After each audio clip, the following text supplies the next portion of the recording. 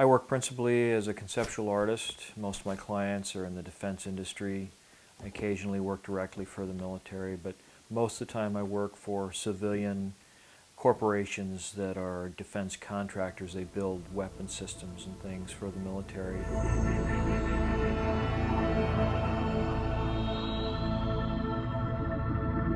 I worked for all the major defense contractors. I worked for General Dynamics, Lockheed, Northrop, McDonnell Douglas, Boeing, Rockwell International, Honeywell, Allied Signal Corporation.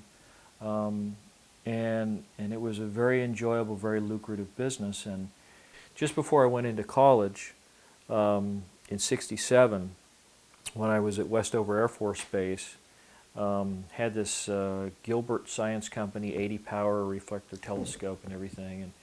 And one night before I was going to go to bed, took the dog out, to go to the bathroom and stuff. And it was in March or February of '67. And I saw this light moving across the sky, and then it just kind of stopped, and there wasn't any noise. So I took the dog back in the house, I brought out my telescope, and I watched this thing through the telescope for about 10 minutes. And then in fact, it was hovering directly over the facility where they kept the nuclear weapons, the storage facility near the alert hangars at Westover Air Force Base. And it started to move off, and it moved off slowly and kind of wandered around the sky, and then all of a sudden just poof, was gone, like it had been fired out of a gun. It was just out of sight in just a second or two. It all started coming together when I was working at Intravision, and John Ippolito talked about this interview that he'd done with a person who had, for some reason, had wound up walking up to or near a hangar at a section of a military, an Air Force base, and had seen a flying saucer in the hangar, and then he was arrested and hauled off and blindfolded and debriefed and all this sort of thing. This fellow, Mark Stambaugh, apparently, according to Roger Turner, had developed an experiment that created a kind of levitation. In some circles it's been called electrogravitic levitation or anti-gravity.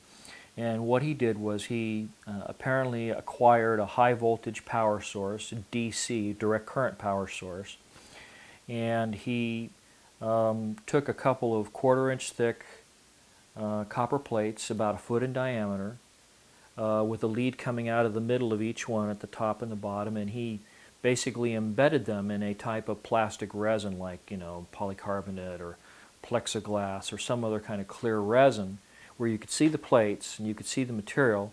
Apparently did everything he could to get all the little air bubbles and stuff out there so there wouldn't be any pathways for the electricity to break down the material and arc through there. And the experiment was to see how much voltage you could put on this capacitor. This is a plate capacitor in this arrangement. How much voltage can you put on this thing before the insulating material begins to just break down? Well, according to Roger, he got up to about 1,000,000 volts and the thing would begin to float. But it floated in accordance with principles that have been described in a patent that was filed back in the late 50s, early 60s by a gentleman called Thomas Townsend Brown. He and another individual by the name of a Dr. Beefield, he had been a student of this Dr. Beefield. And this effect became known as the Beefield-Brown effect. Well, he apparently duplicated the experiments done by Beefield and Brown, but the one aspect that they found about this arrangement was that the levitation would always occur, or movement would occur, in the direction of the positively charged plate. So if you had two plates, one's negative, one's positive because it's a direct current system. And if you have the positive plate on top, it would move in that direction. If you had it on a pendulum, it would always swing in the direction of whatever direction the positive plate was facing. Beefield-Brown had even done some experiments in the 50s where he had put a couple of these type of capacitors on like a little pivoting point. And these things would spin as you charge them. I got a call from a kid that I had known at Art Center, a fellow by the name of Brad Sorenson. And he apparently had seen the magazine, recognized my name, and contacted the art director, who gave him my phone number, and he called me up. And it turned out that he had gone to work for a design firm in the Glendale, Pasadena area of California. Ultimately wound up acquiring most of the clientele for this particular agency. In the process, had developed a sort of a business practice where he would create products, conceptual designs, and products for different clients. And the way he structured his business, he would set it up so that if he came up with some new and novel design, something that was patentable, the client would pay to have the patent secured, and then he would agree, if the patent was in his name, he would agree to license it exclusively to them and no one else, and then they would pay him royalties. So he got his clients to pay for all his patents, and then he had all these royalties coming in, and he was a millionaire before 30. And this is Brad Sorenson coming back to me, 8 years after school, and we're talking again. He's telling me all these interesting stories. And so there was an air show that was coming up out at Norton Air Force Base, which used to be an active Air Force base right on the eastern fringe of San Bernardino in Southern California. It's about 50 to 70 miles outside of Los Angeles, due east of Los Angeles, right along, or just north of Interstate 10. And I suggested that we get together and go to this air show, and I'd heard that they were going to have a flyby or a flying demonstration by the SR-71 Blackbird, and he seemed to know a lot about that, so I said, well, let's do that. Well, it turned out the last minute the magazine Popular Science came back again and said that they had some really, really crazy deadline for another illustration. They wanted to know if I could do it over the weekend, have it finished by the following Monday or Tuesday. So I had to beg off on this air show. But Brad had already made arrangements to go by himself, and he was going to meet me there, but he was going to bring one of his clients with him. And it turned out that this client was a tall, thin, white-haired man with glasses, with an Italian-sounding last name, and was already a millionaire in his own right. He was in civilian life again after having been either a Secretary of Defense or an Undersecretary of Defense. But Brad wanted me to meet this gentleman. And if I'd known this at the time, I probably would have told the magazine to wait, because I had no idea at that point what I was going to be missing out on. And believe me, I've kicked myself ever since, because the following week, after Brad got back home and called me up and told me about the air show, he told me about what he had seen there. And apparently right about the time that the Air Force Flying Demonstration Team, the Thunderbirds, were planning to begin their show, this gentleman that Brad was with said, "Follow me," and they go walking down to the other end of the airfield, away from where the crowds were, to this huge hangar. That's at Norton Air Force Base. I don't remember the building number, but it's got to be one of the largest hangars in the Air Force inventory. In fact, on the base, it was called the Big Hangar. It looks like 4 giant Quonset hut-styled hangars that are all connected in the middle, with shops and work areas out around the edges, and there's sort of a divider in the middle. But they can work on several of these C-5s in these hangars all at the same time. They can just drive them right in underneath the roof with their tail sticking out, the doors, and work on them inside, away from the weather and the heat. So this gentleman took Brad down there, and there was a cordon of military police around the hangar, and he walked up to one and he said, "What do you want? Why are you here?" And he says, "I'm here to talk to the guy who's running the show."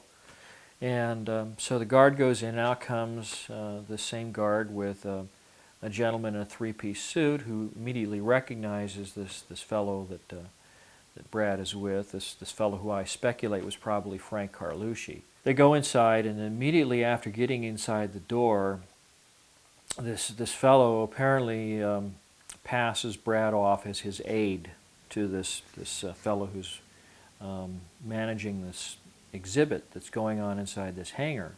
And this exhibit is for some of the local politicians who are secured for or cleared for high security information, and some of the local military officials.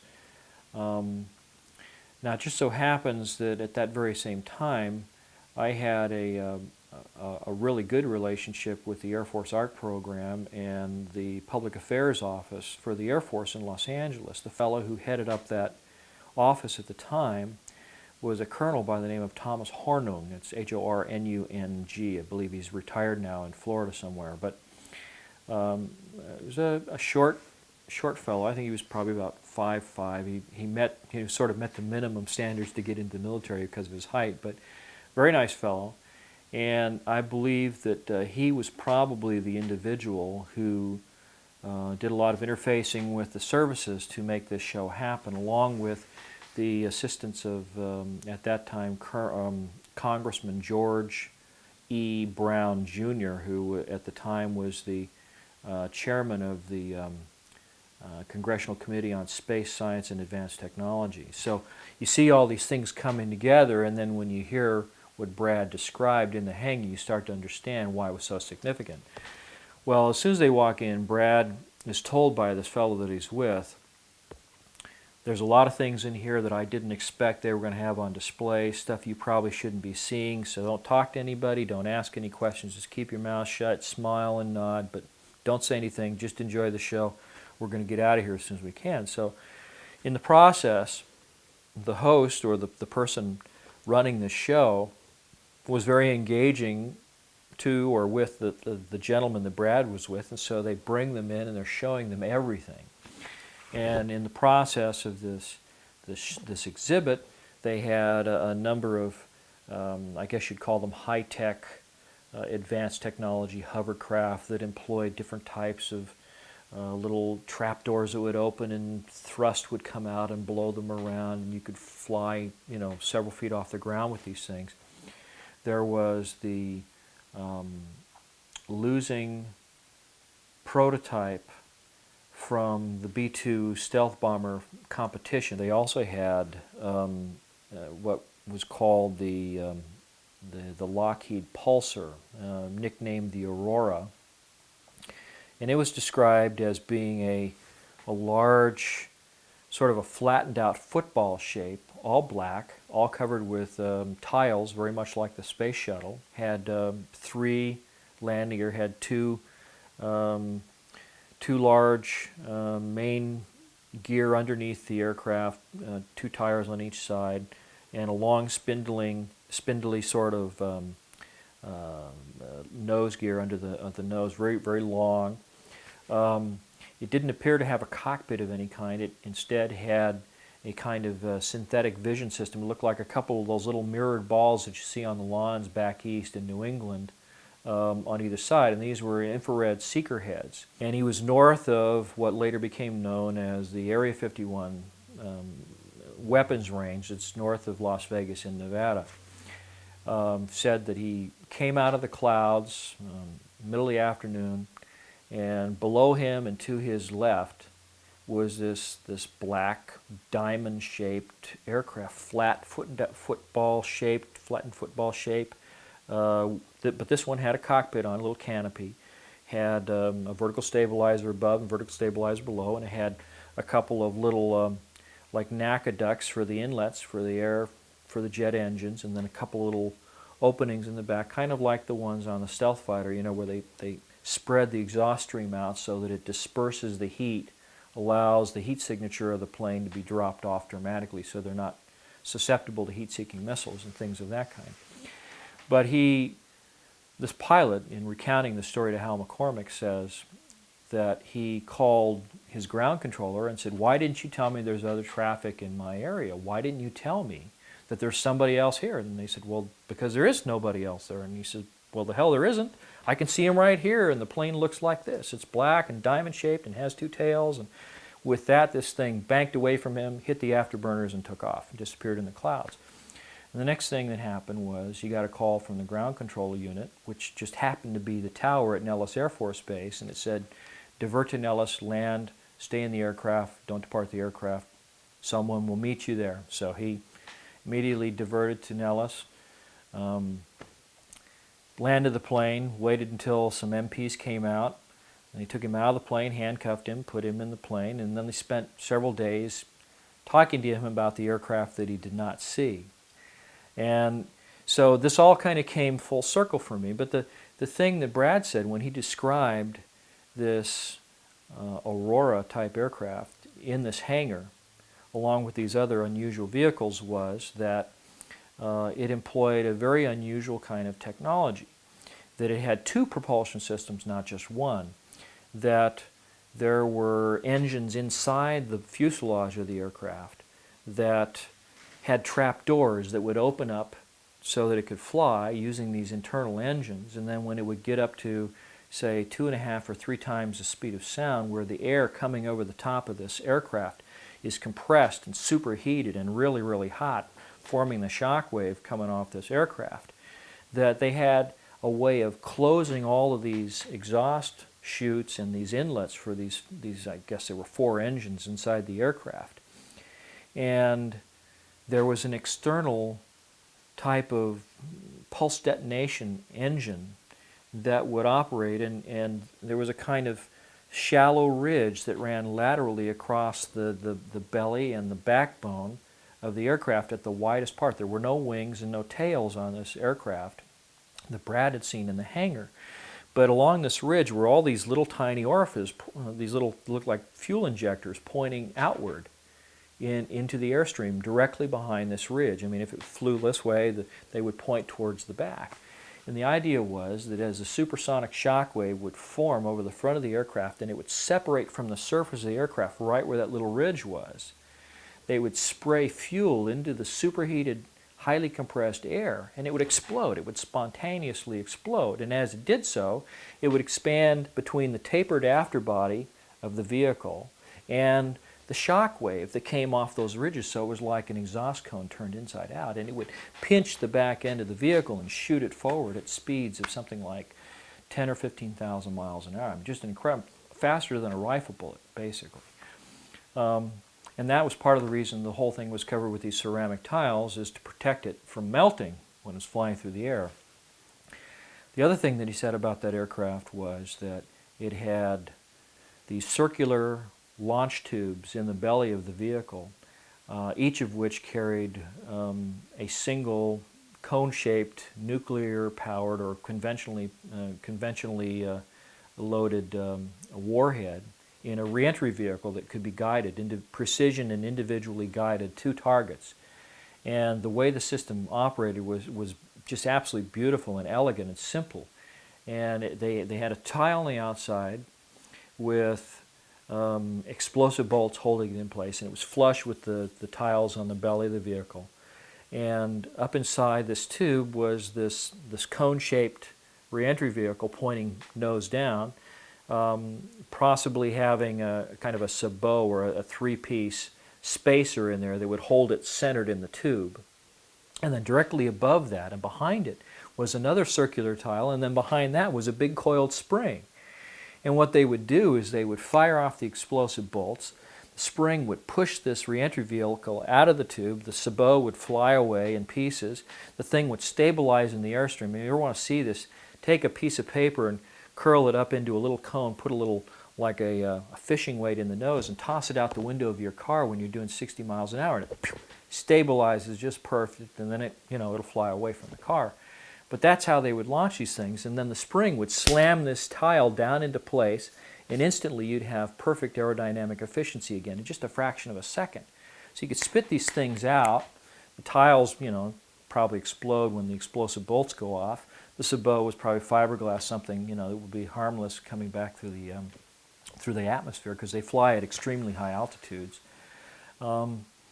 But these things had the ability to be just about anywhere in the world in 30 minutes after launch, with the capability of 121 nuclear, probably 10, 15 megaton weapons, a tactical type nuclear reentry vehicle.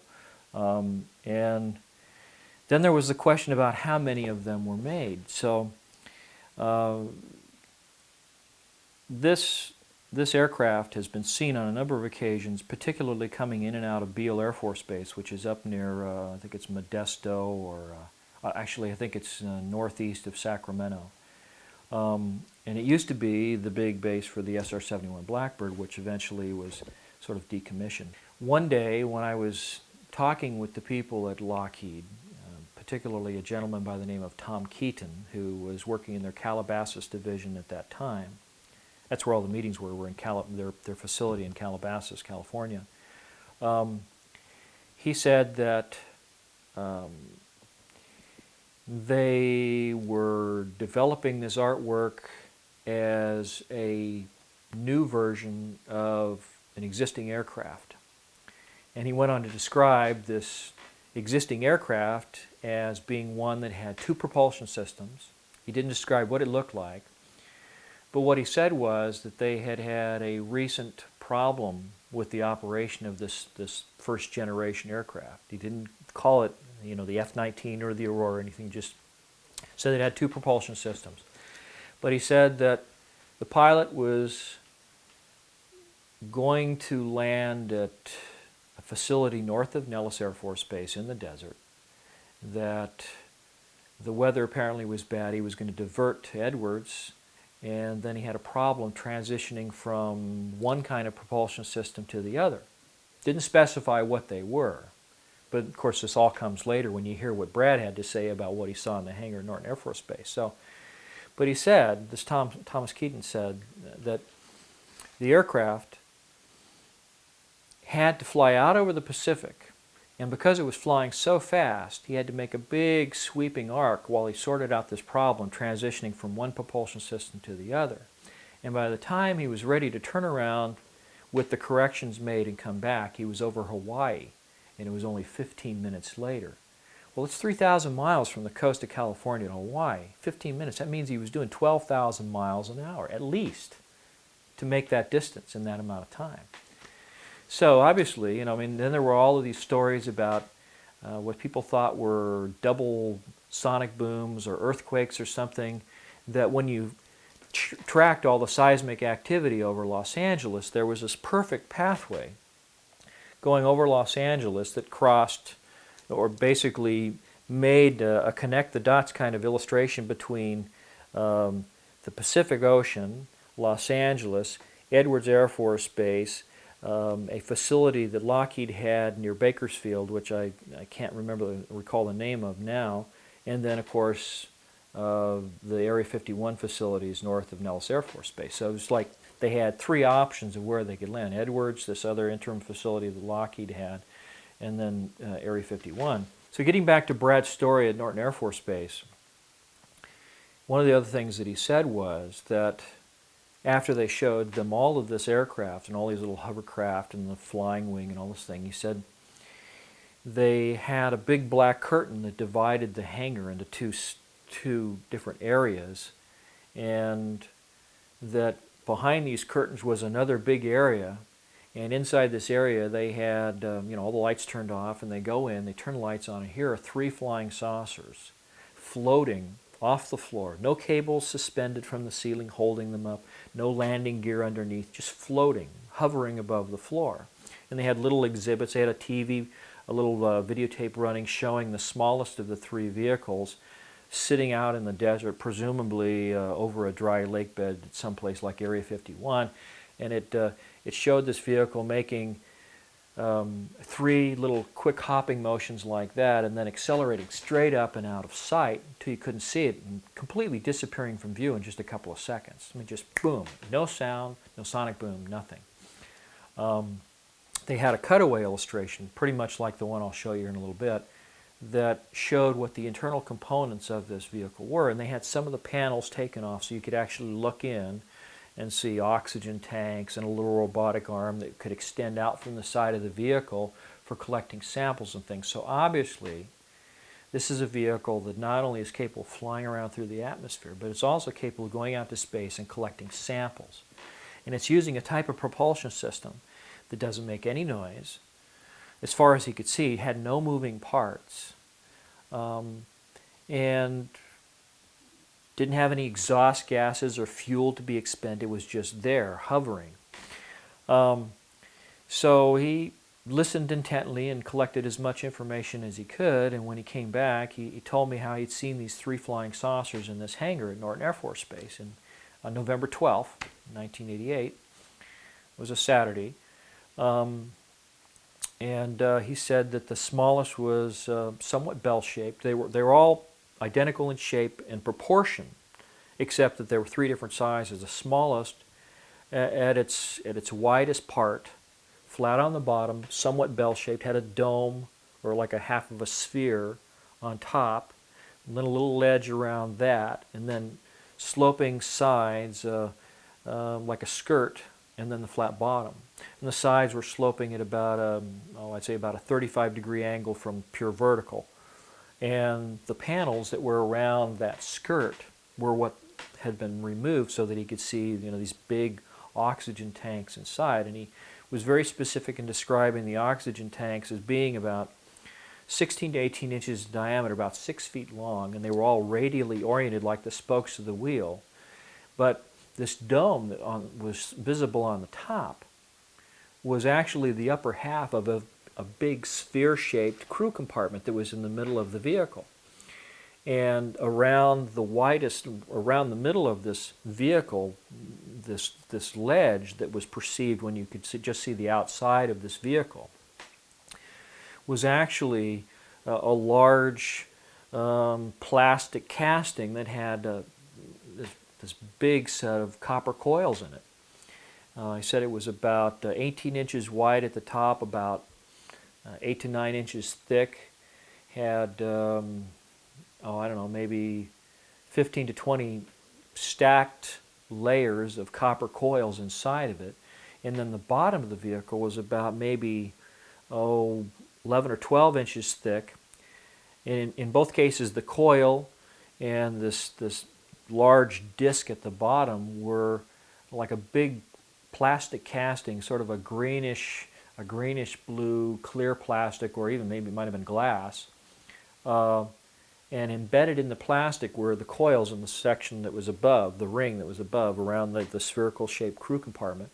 But then down below were these copper plates, and they were divided up into 40, well, later I determined, using my conceptual artist skills, determined there were exactly 48 sections, like thin slices of pizza pie, and each section within this casting, one big piece casting, 24 feet in diameter, probably weighed 4 or 5 tons, easy.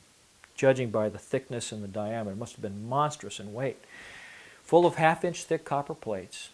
Each of the 48 sections had 8 copper plates. The plates were half an inch thick, and then the spacing in between them was like 125% the thickness of the plates. It was about 3/4 of an inch. So the half-inch thick plates, 3/4 of an inch of this dielectric material in between, this insulating material.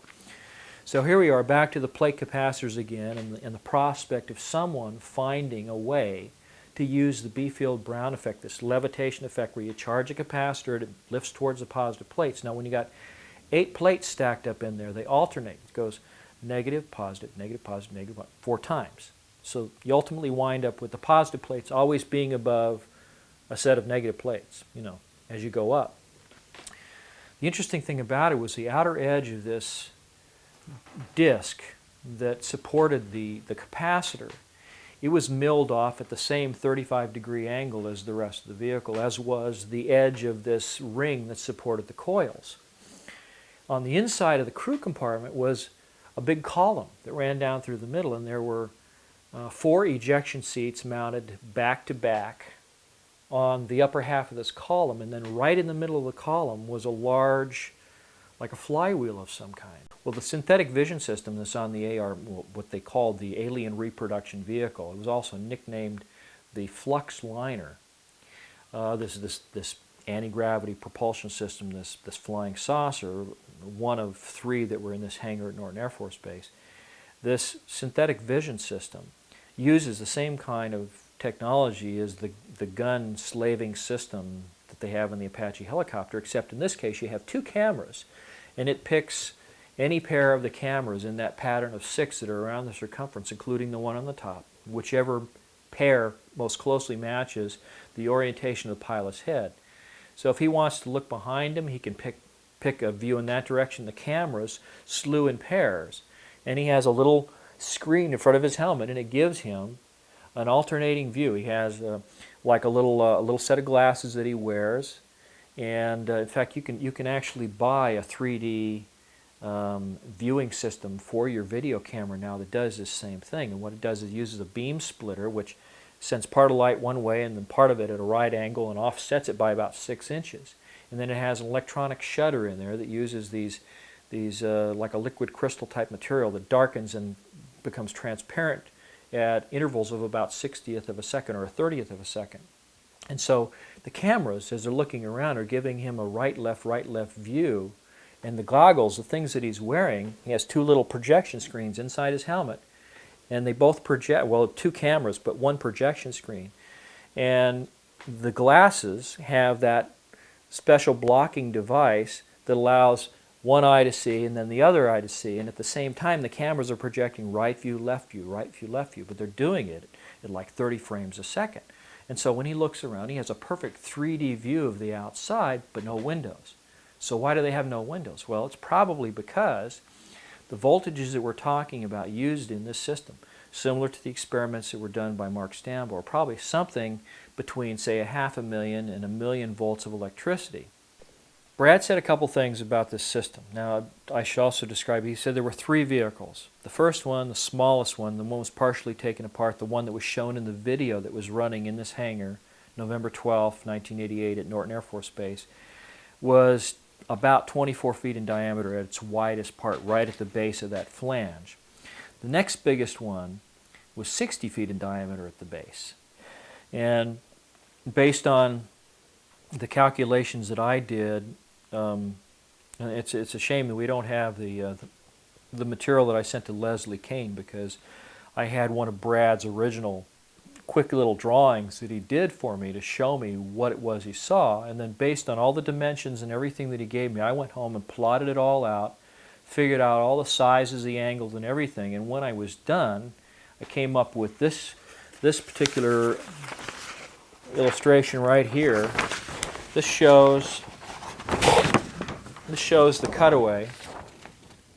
You can see the 4 ejection seats. Actually, there are 2 facing us, but there are also 2 that are sort of facing away from us on the other side of that central column. You can see the oxygen tanks down here in the corner that actually go all the way around the inside of the skirt.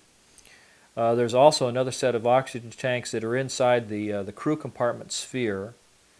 And then, let's see here, right in this area here is the large flywheel type mechanism that's right at the center of this device. And then around the circumference here, you can see this ring.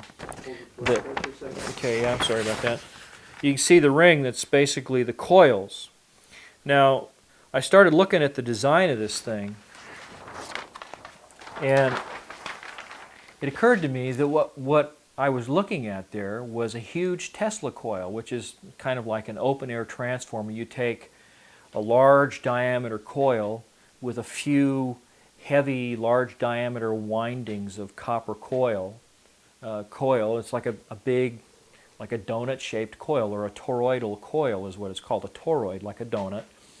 And you, say, have maybe 100 windings in this coil, and then in the middle of that coil you have a column with several hundred windings, maybe a much finer wire. But what happens is when you throw electricity on this large diameter coil, it creates a field, and the field is itself shaped like a big invisible donut. And the field lines in this toroidal or donut-shaped field that's around the electrified coils, the field lines are all in planes that are radially oriented, just like the capacitors. And so what happens is you have a transformer. You put a certain amount of electricity on the few windings in the large diameter coil, and what they do is they induce, through inductance is the electrical term, they induce a much higher voltage of electricity on these many, many windings that are on that central column. It's like a transformer. You get step up or step down, which means you can go from, say, a low voltage with a very high amperage or amount of electricity flowing through the wires, and you can change that to a very high voltage with low amperage or a low amount of actual voltage, but the potential, the punch behind it, the voltage, is much, much higher. And that's what this system does, is it takes electricity, according to Brad, 2 large 24-volt marine-style batteries, these deep charge type marine batteries that they use on, you know, these big boats in the military and stuff. You basically use that to somehow put an alternating current through these windings. You step up that electricity through the secondary coil that's on the column in the middle.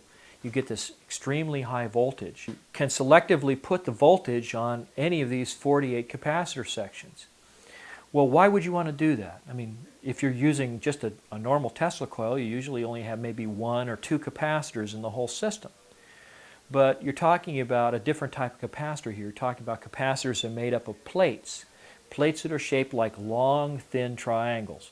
And they're all radially oriented, just like the spokes of the wheel, just like the oxygen tanks, just like the field lines from that large diameter coil.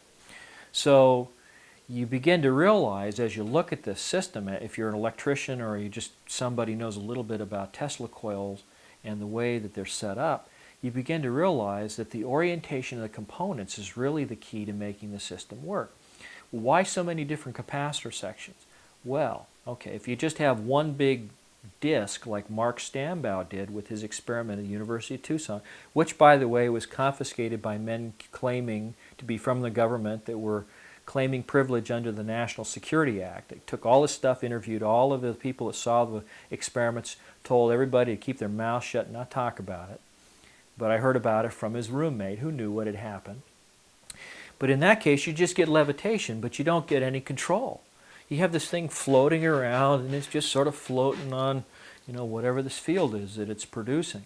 But you don't have any control. So what happens? You break that disc up into 48 individual sections, and then you can decide how much electricity you want to put on this side or over there on that side. And so you control the amount of electricity, the amount of thrust and vectoring that you get. You can make the thing roll around like a coin about to come to stop after you flick it onto a desk. You can make it go straight up. You can make it bank and turn, yaw, pitch, whatever you want to, by virtue of the fact that you can control where the electricity goes in those 48 different sections. And if you ever take a circle and you divide it up into 48 equal sections, you'll find that those are really thin little slices. I mean, they're like maybe 1/10 or 1/12 of the kind of typical wedge you get when somebody slices you a piece of pie, a pizza, you know, or something. But anyway, so you have this capacitor, or these 48 individual capacitors, and you have one big Tesla coil.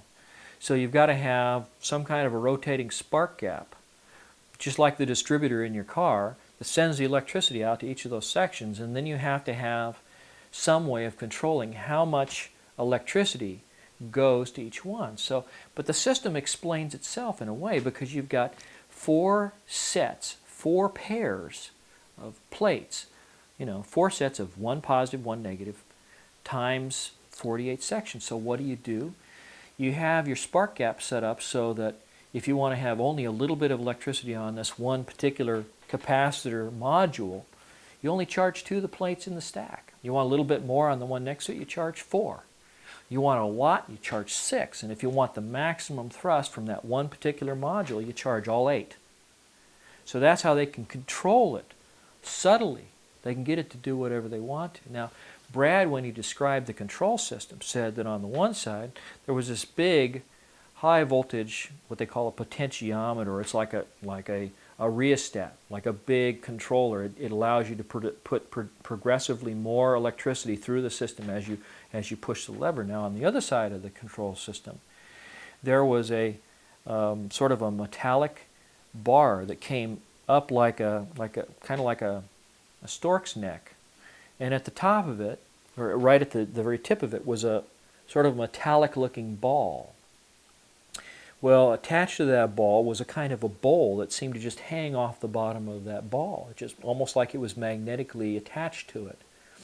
And he said that the system, when you watched it as you were standing next to it, he said the whole thing would just sit there and it would kind of rock and list, almost like a large ship at anchor in the ocean, at a harbor, you know, floating on the water, literally on a sea of energy. As I think it was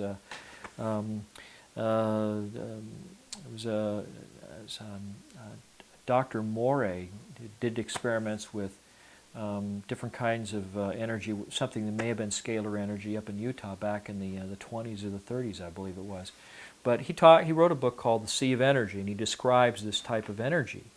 And Brad said that when this thing was moving around, that the system wasn't energized to its full strength, and so components inside of the ship were still subject to some influence by gravity. And he says as it would start to list in one direction, that bowl, because of the influence of gravity, would swing in the same direction. As it started to tilt, it would slide over, and it would power up the system on that side, and it would bring it back to a righted position all by itself, completely unmanned. It would sit there and it would correct itself just while it was sitting there.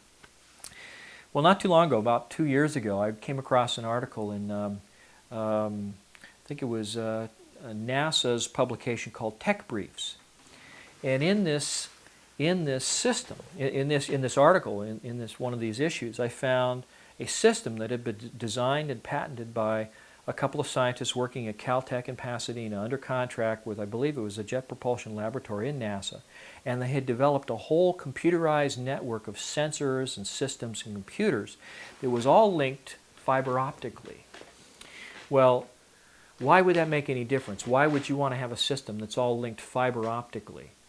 And the reason is that if you find a way to control gravity and maybe reduce the mass of a vehicle, the very thing that makes it float, if you find a way to reduce the mass of that vehicle and propel it at ungodly speeds, like in the video where Brad said it hopped 3 times and then pew, took off like a shot, if you're able to do that, then what are the other side benefits of that? If you've somehow found a way of tapping into this scalar field, this zero-point energy.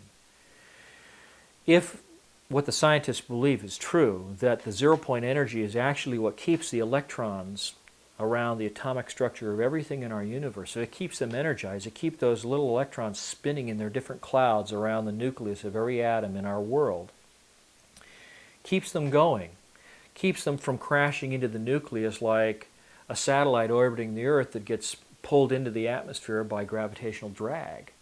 Well, if you have a way of interfering with that interaction, that absorption of zero-point energy by those electrons, then they begin to slow down.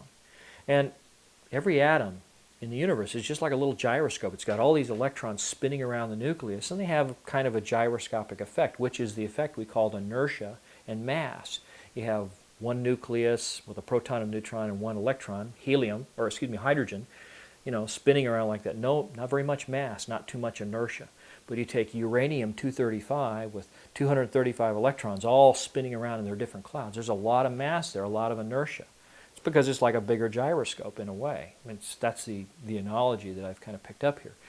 But if you have a way of interfering with that absorption of zero-point energy so those electrons become de-energized, they begin to slow down, the effect of that inertia, that gyroscopic effect, begins to drop off, and the mass drops off too. Even though the atomic structure is intact, even though it's still there, it's still uranium, but it's not as heavy. One of the things that Einstein said was that you could never accelerate anything up to and past the speed of light, because if you did so, you would have to have all the energy in the universe, because as you accelerate through space, mass increases. And one of the old films showing this concept shows a train going faster and faster towards the speed of light, but the train keeps getting bigger and bigger and longer until the engine just can't pull it, so it can't ever pass the speed of light. But what if you have a system, a device that absorbs that zero-point energy and prevents it from interacting with the atomic structure of your vehicle, and at the same time is providing additional power to the capacitor section, this whole electrical system that's going on in the vehicle that's running. what happens is that as you go faster, as you accelerate, all of that added energy, which would keep those electrons spinning faster and faster and increasing the mass like Einstein described, that same energy would be converted into thrust. But it's not allowed, it's not being channeled in a way that allows it to interact with the atomic structure of the vehicle and make it get heavier and more massive, have more inertia. So the faster you go, literally, the faster you are able to go, because you're tapping all that energy which would otherwise increase your mass, just like Einstein said. So in effect, the faster you go, the easier it becomes to go up to and exceed the speed of light. Now, Brad said that in this exhibit at Norton Air Force Base that a 3-star general said that these vehicles were capable of doing light speed or better. Oh, by the way, and the largest of 3 vehicles was about 120 to 130 feet in diameter. I mean, that's massive when you think about it. It's just huge. There is a scientist in Utah by the name of Maury B. King. He's written a book called Tapping the Zero-Point Energy, and what he maintains is that this energy is embedded in space-time all around us. It's in everything we see. I think it was, I don't know, was it James Clerk Maxwell speculated that there's enough of this flux, this electrical charge in the nothingness of space, that if you could capture all the energy that was embedded in just a cubic yard of space, that you'd have enough energy to boil the oceans of the entire world. That's how much energy is sitting there waiting to be tapped. Now, one of the things that Maury B. King said was that the best way to tap that energy is by driving it out of equilibrium. It's just like a bunch of cigarette smoke in a box. But if you somehow send a shock wave through it, you can get a force. You can get ripples through it. And then if you have a way of collecting that energy at the other end, you have a way of tapping into it and using it. Now, one of the ways that they believe you can actually demonstrate the existence of this force is something called the Casimir effect. This is something that was discovered years ago. It was probably just before the turn of the century, before 1899 to 1900. And it was described as an experiment where a scientist took a couple of heavy steel plates, suspended them on tracks with the faces parallel. And his thinking was that if there's this omnidirectional, omnipresent force that's all around us, it's acting on us from all sides, we can't feel anything because it's in equilibrium. But if you create an environment where it becomes channeled in a way, you put 2 big pieces of steel together like this where their faces become closer and closer, that energy can't get into that little gap in between, but it's pushing on the outer surfaces from all directions. So what happens? You get those 2 plates close enough together, and they slam together very, very hard, and they release all kinds of heat in the process. Now, there are a number of scientists that said, well, if you could have some kind of a foliated charge collector that had all these plates stacked up, just a few millimeters apart, and get them all to slam together at the same time, you could somehow tap that energy. But apparently, this system here, this alien reproduction vehicle, this flux liner, has a way of doing that somehow electronically. Now, Brad had described the fact that this central column has a kind of vacuum chamber in it. And the vacuum chamber is one of the things that you hear all these scientists who describe these over-unity or free energy devices they build. They all have some kind of vacuum tubes, vacuum technology. Even the Philadelphia experiment, where they supposedly made a whole battleship disappear, used tons and tons of vacuum tubes, the real big ones they used to have back in the 40s. Well, Brad maintained that inside this big vacuum chamber in the central column that's inside of everything else, inside of the flywheel, inside of the secondary coils of this Tesla coil, inside of the crew compartment, there is this vacuum chamber with mercury vapor in it. Now, mercury vapor, metallic mercury, when it becomes a vapor, is what they call a noble gas. It will conduct electricity, but it produces all kinds of ionic effects. These little molecules of mercury become charged in unusual ways, and if you fire a tremendous amount of electricity through mercury vapor that's in a partial vacuum, there's something special, something unusual that happens in that process. And I believe it's the process that Maury King described when he said driving the energy in the vacuum out of equilibrium, putting some kind of a shock wave through it, sending a big electrical charge through there, like like one of those plasma spheres. You see, you touch them and little lightning bolts come over and touch the side where you touch it with your fingers and stuff. The same kind of thing, but in a very controlled, very directional kind of way. Now, the other thing that I believe happens here is that as this system begins to tap into this zero-point energy and is drawing it away from the local environment, the whole craft becomes lighter in weight. It becomes partially mass-canceled, if you will, which is one of the reasons why just a little bit of energy on the capacitors can shoot it all over the place. Now, I talked about this article in Tech Briefs where they were developing a whole system that was all linked by fiber optics. It allows you to evaluate and control computers and different systems. Well, one of the things that I believe that happens is when you take a system like this and you fire it up and everything in the system starts to become mass-canceled, the next thing that happens is that the electrons that are flowing through the system also become mass-canceled. And what does that mean? It means that as that system and all the electrons flowing through that big Tesla coil become mass-canceled, it also becomes the perfect superconductor, which means the efficiency of the system goes right through the ceiling. So you get dramatic efficiency, just like the whole thing was dunked into liquid nitrogen or made out of pure silver or pure gold, which at certain temperatures are perfect conductors. You have all these fields being induced, and one of the things that happens is that because these fields around that main coil they have the field lines that are radially oriented, just like the capacitors in the bottom of the craft. I believe that what happens is you wind up on a very microscopic scale, you wind up with the same thing that you have in that little toy I described earlier, the Newton's cradle, where the little ball bearings go back and forth, except in this case, you've got all this electrical potential, all these electrons that are sitting in the capacitor sections.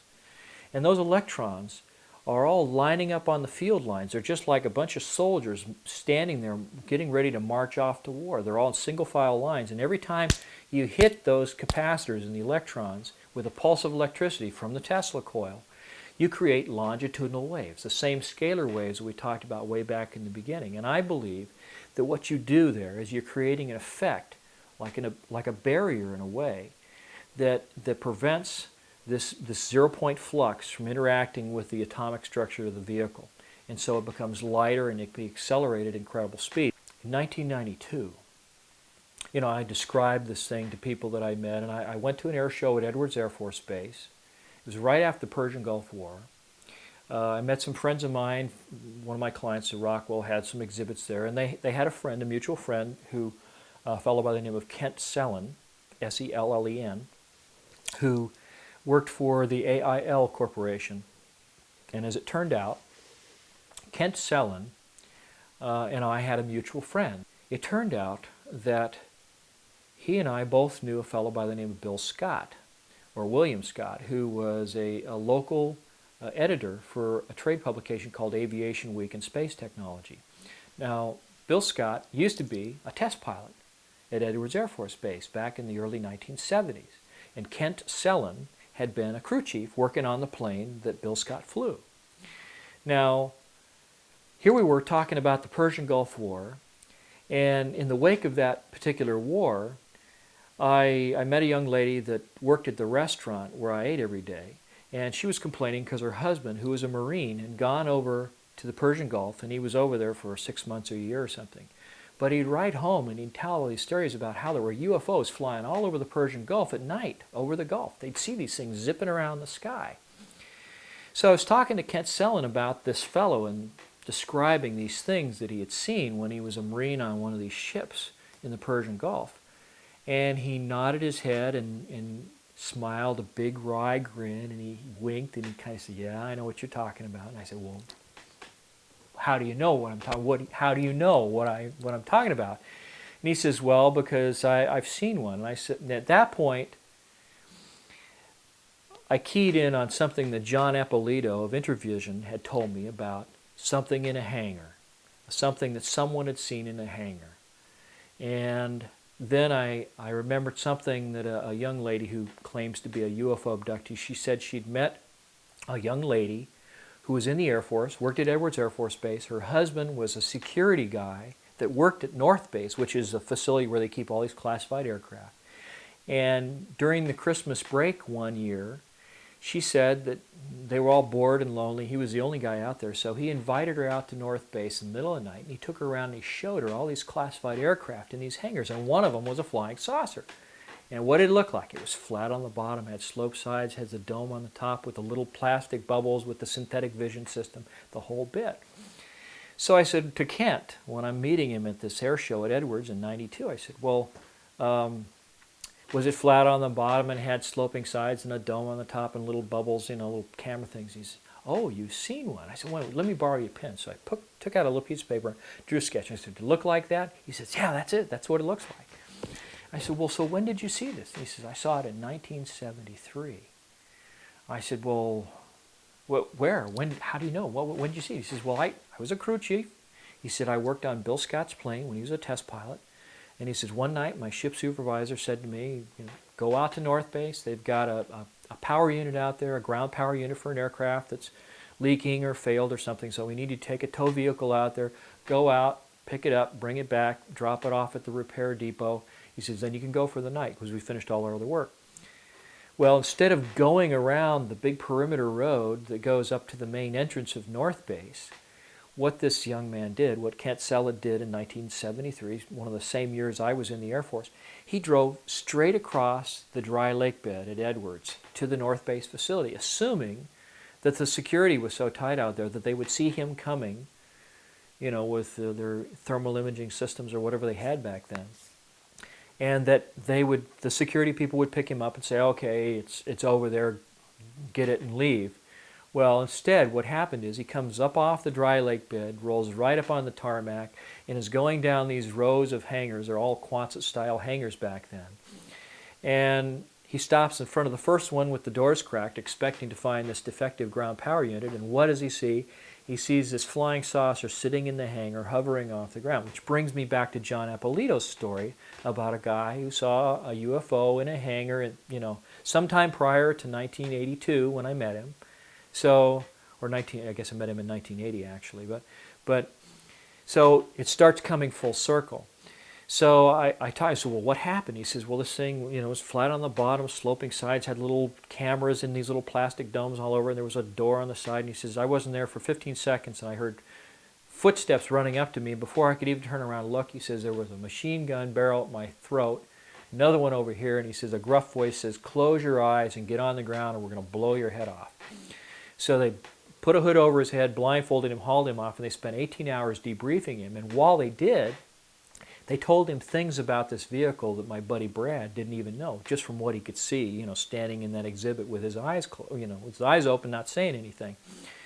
Well, Kent Sellen tells me that the upper and the lower sections of the crew compartment, they're made out of what's called a pultruded sphere. It means that you take a composite material like Kevlar, or fiberglass, or carbon thread, and you embed it with resin, and then you wrap it around a ball-shaped mandrel while it's still wet. And all these fibers bind together into a huge, incredibly strong sphere, probably stronger than steel, and capable of, holding up to, machine gun fire. Everything won't go through it because it's just like a big piece of armor plating.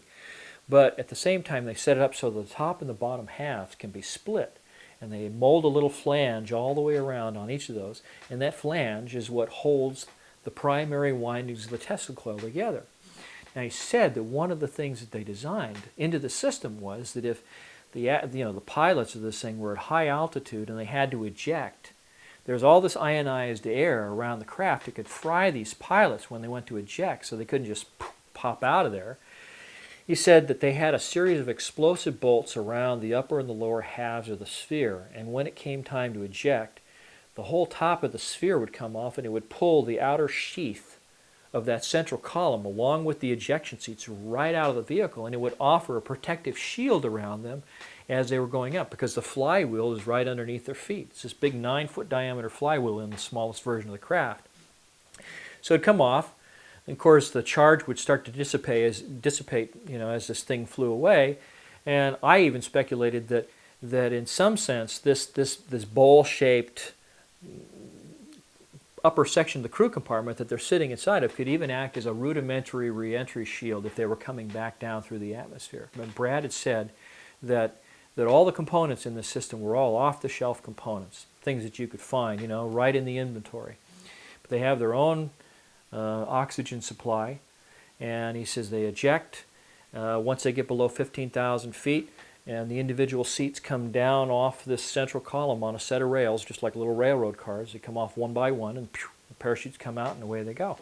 I looked at all this information that I got from Brad. I saw, realized there's a mechanical arm that can extend out from these little trap doors that open up on the side of the vehicle. It's obvious that these things are capable of space travel. And then I remembered something that he even denies telling me now, but 10, 15 years ago when I was first talking to Tom Bearden, one of the first things that he ever told me when I was talking about scalar effects and what it was and what it does and how does it work and are the Soviets weaponizing this technology, all these things that he was speculating about, one of the things that he said, just off the top of his head, probably didn't even realize the significance of it at the time, and he since has denied saying it. One of the things that he said was, have you ever wondered why the NASA budget has been cut back so severely? Well, it's because they've got all this other technology that is so much better, so much faster. I mean, light speed or better, come on. So much better than rocket-propelled spaceships that take months, sometimes years, to get to the outer reaches of the solar system. Why would you put millions and millions of dollars in, a public works program for scientists? Why invest all that money when you have this system, classified system that's used exclusively probably by the National Security Agency, the CIA, or Air Force intelligence or something, but it'll go anywhere in the solar system in hours compared to months or years. Why spend all that money on NASA when you've got something that'll go there right now? Right now. So when people speculate that there may be a manned base on the backside of the moon or there might be bases on Mars, I can tell you that I am almost positive that that's true. In fact, I am positive that it's true. He says, I work at the B-2 bomber facility out at Plant 42 in Palmdale in Lancaster. And so I've had a tour of that through the Air Force Public Affairs Office. I got a tour of that whole facility. I know right where that is. I've been there. He says, well, then you also probably know that catty corner across from the big production facility for the B-2 bomber, down at the southwest corner of the field is the Lockheed Skunk Works, that huge complex down there. I said, yeah, I know exactly where that is. He says, well, a year ago, this would have been the summer of 1992, he said, after they passed this legislation that said you can't smoke indoors anymore in any government-sponsored building, this kind of thing. He says, I was outside about 10:30 at night because I worked a late shift, and he said, smoking a cigarette. And he said, I noticed that the sheriff's deputies were blocking off all of the streets surrounding Plant 42. And when they do that, and I've since confirmed that they do that because I got a ticket coming out of that same facility doing some work for Rockwell a year and a half later. But the sheriff's deputies confirmed that, yes, in fact, when any time there's a classified aircraft that's coming into land or is departing from Plant 42, they block off civilian traffic and all the surrounding streets so they don't see any of the classified stuff. So he says, I noticed all the streets being blocked off. He says, I can see the red and blue lights around the perimeter of the base. And he said, then I noticed that all of these big mercury vapor lamps that are around the edge of the roof for the Lockheed Skunk Works all are extinguished. And he said the big bypass doors in front of this huge hangar, it must be like between 250,000 and 500,000 square feet. It's a mammoth hangar, probably 12-story tall ceilings, just huge building. The doors are open, and sitting out in front of this hangar is this circular formation of these vehicles, but they're really weird vehicles. They're like it's like a little tractor with a turret on it, and the turret has a big mechanical arm with a basket on the end of it. It's the kind of thing that these electrical linemen use to work on these high tension power lines and stuff. But the baskets are all up in the air, and strung from each one of them in this big circle is this big black curtain that comes down, and there's sort of a rope that ties them all together, and they're in a circle. And he said that that particular night was a very smoggy summer evening in 1992. And he said in Palmdale, it gets so smoggy up there that the city lights make the sky glow a sort of a dull orange. And he said, I looked up above this circle of vehicle, and up above them at about 500 feet was this big, black, lens-shaped flying saucer just sitting there above the vehicles. And out of the midst of this group of vehicles, a man comes out with a big blue-green handheld flashlight, shines it up the vehicle, flashes it 3 times. He said there are 3 blue-green lights underneath the vehicle, and they flash at him 3 times. And then this thing lowers down into this cluster of vehicles. The arms all extend out over the center, cover it all up, and then they all trundle into the hangar. The doors close, the lights come on, the sheriffs leave. Well, he said he smoked a lot of cigarettes for the next week after that, waiting to see something else. And a week later, his patience was rewarded. And he said that the whole process reversed itself. He says the lights go out, the doors open, this cluster of vehicles come out, the arms all stand up like this. And he said after a while, he said this thing silently raises up to about 500 feet above the vehicles. The guy comes out with the flashlight, flashes 3 times, it flashes its lights at him 3 times. And then, he said, this thing took off, covered the entire length of the runway, which is right next to the B-2 facility, went past him and disappeared into the dark in under 2 seconds. And he did it, this vehicle did it without any noise, without any supersonic shockwave, no sonic boom, nothing, just pew, like it had been fired from a cannon. He says, it changed my life. He said, it changed my whole perspective, because he says, then I says, I know they got anti-gravity. He says they got massless propulsion. He says they've got technology that they might have even gotten recovered from some kind of a spacecraft that came from God knows where, some other star system. But he says the fact is they've got it. We go to the patent office and we start looking for patents. And we find patents by Nikola Tesla that all go all the way back to the 1890s that look just like this technology. These energy transmitters, these Tesla coil type things that he was designing, which also had coils, just like the one in the alien reproduction vehicle, where the outer bank of the coils are sloping at an angle, almost like a section cut out of a cone, or a frustrum is what they call it. Then we find a diagram, and this is one of the things that I sent to Leslie Kean that I wish we had here now, but there was a patent, and the patent was filed by a James King Jr., and this patent looks just like this system, except that instead of having a dome for a crew compartment, it has a cylinder in the center of that thing, that same shape, the flat bottom, the sloping sides, has the coils around the circumference, has the capacitor plates that are all radially oriented. Filed initially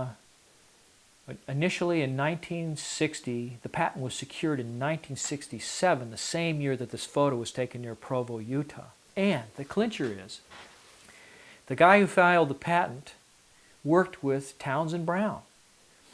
Townsend Brown had worked at a laboratory near Princeton, New Jersey with a scientist by the name of Agnew Bonson.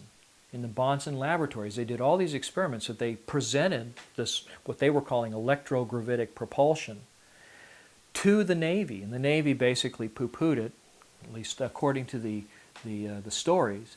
They didn't seem interested, and yet, on film, there is a film available now. You can get it from Atlantis Rising magazine and a couple other places.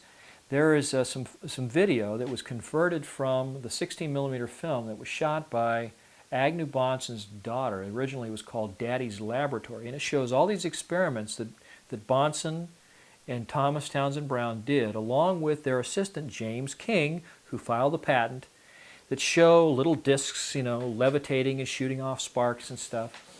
And so it all kind of comes full circle. You see that not only have they got the technology, they've got the technology in deployment. Not only does it fly, but it looks just like the patents that were filed back in the 60s.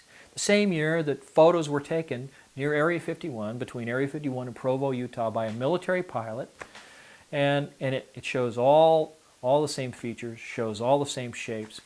And so the bottom line for me is that regardless of whether you understand all the fine points of the technology exists. There are people that have seen it. I've seen these things myself. So to me, it's just really a matter of time before they bring this technology out of the black and begin to let us use it for other things like pollution-free production of energy. Big one. Big environmental saver. You could probably take a couple little things that look like those flying saucers and put them around a crankshaft and use them to drive an engine. Pollution-free, no use of fuel. Probably have to shield it against all the ionization, but you could probably find a way to do it. I'm sure you could find a way to make electrogravitically driven motor, electric motor.